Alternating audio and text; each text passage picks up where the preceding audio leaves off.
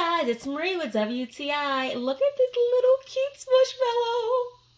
We really love this Squishmallow a lot. We love the size of it. It's nice and petite, so easy to snuggle with. My son loves to sleep with a lot of stuffed animals.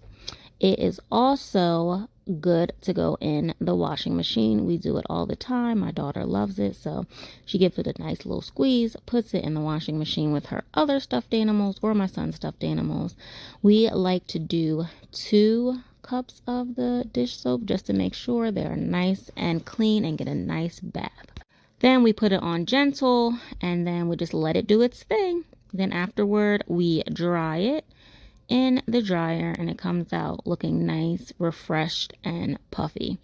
I also really love how soft it is, so if you want to play with it like a ball, you don't have to worry about anyone getting hurt. So if you are looking for a cute, cuddly Squishmallow, I would highly recommend this one. It's nice and soft. I just love it so much. We're going to keep it hopefully for years to come, and that's my point of view.